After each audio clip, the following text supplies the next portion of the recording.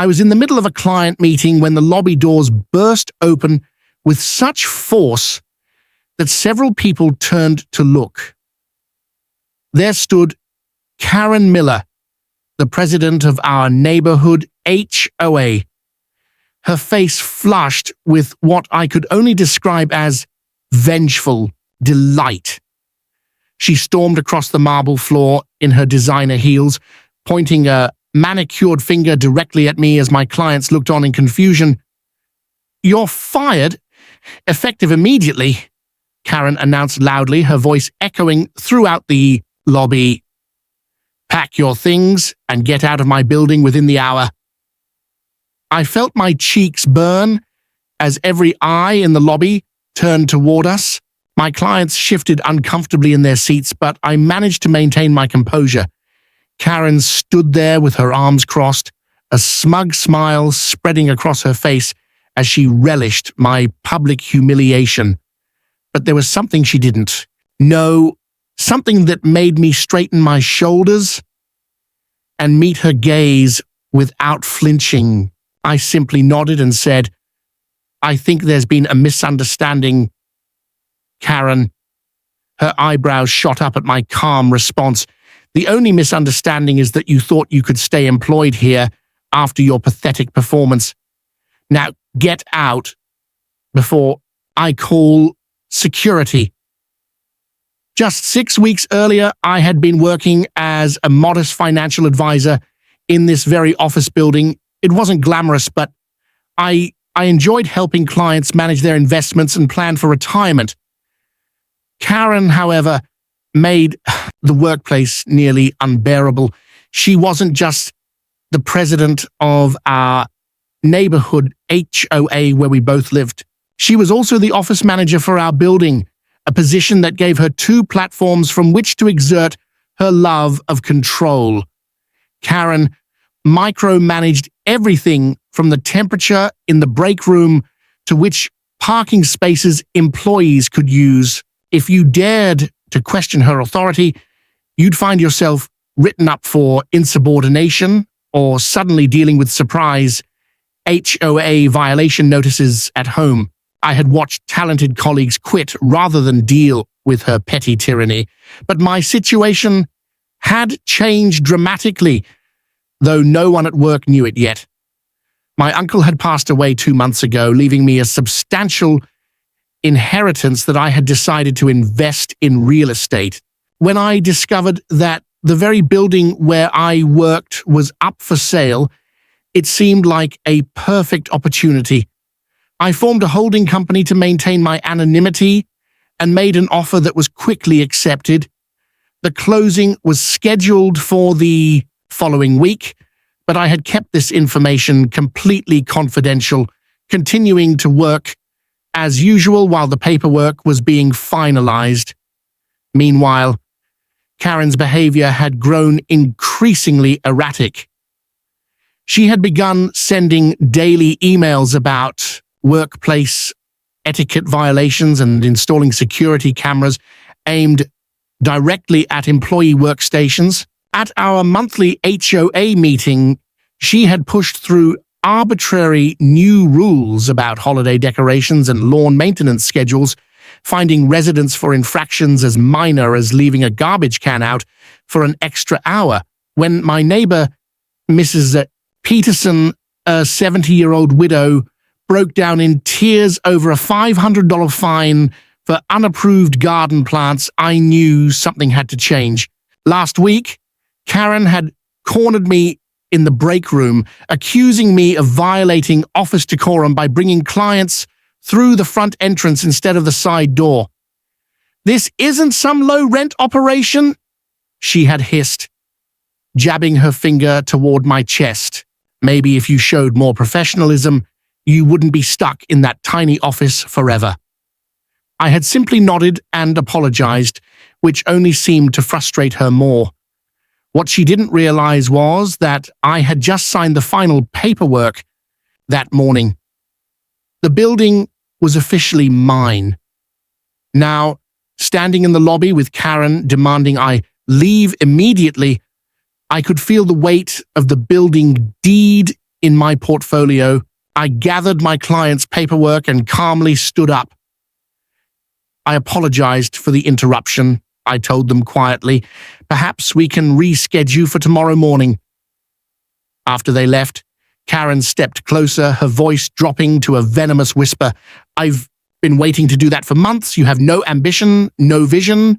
People like you are just stepping stones for people like me. I nodded, maintaining my professional demeanor. You might be surprised, Karen. I walked toward the exit, pulled out my phone, and deliberately called my lawyer within earshot. Hi, James. Yes, everything went through. The building is officially mine as of 9 a.m. this morning. Could you please have the new management notices prepared for tomorrow? Thank you. I glanced back to see Karen frozen in place, her mouth slightly open as the implications of my conversation dawned on her. Without another word, I walked out the door. The next morning, I arrived early with the property management team. We posted notices throughout the building, effective immediately. Smith Properties is the new owner of Oakwood Professional Center. All building management inquiries should be directed to the new property manager, David Williams, at precisely 9 a.m. I watched from the new security monitors as Karen approached the main entrance and swiped her access card. The light remained red and the doors stayed locked. She tried again, then began pounding on the glass doors. The security guard approached, pointing to the new management notice. I could see her face contort with anger as she read it. When David finally let her in to explain the situation, Karen stormed past him and headed straight for her office, only to find the locks had been changed. By this time, a small crowd of employees had gathered in the lobby, watching the scene unfold with barely concealed fascination. Where is he? Karen demanded, spinning around to face the crowd. Where is that nobody who thinks he can play games with me? I stepped forward from my position near the elevator. Good morning, Karen. I believe David was explaining the change in management. She laughed, but it came out more like a strangled gasp. This is some kind of sick joke. You can't afford to buy this building. I smiled gently. Actually, Smith Properties is my holding company. I purchased the building last week, and the transfer of ownership became official yesterday morning, about an hour before you attempted to fire me. The color drained from Karen's face as she processed this information. That's impossible. You're just a financial advisor. You drive a 10-year-old Honda. I believe in living below my means, I replied calmly. But that's neither here nor there. As the new owner, I've hired a professional management company to oversee building operations. Your position has been eliminated, effective immediately. Karen's shock quickly gave way to rage. You can't do this. To me, I've managed this building for 7 years. I'll sue you for wrongful termination. You're welcome to speak with my attorneys, I said, handing her a business card. But you should know that I have extensive documentation of your management practices, including testimony from employees about workplace harassment and intimidation. Now, I need to ask you to vacate the premises. Your personal belongings will be packed and delivered to your home address. That's when Karen completely lost control. She started screaming obscenities, her face turning an alarming shade of red. She grabbed a potted plant from the reception desk and hurled it across the lobby, narrowly missing an elderly client who had just walked in.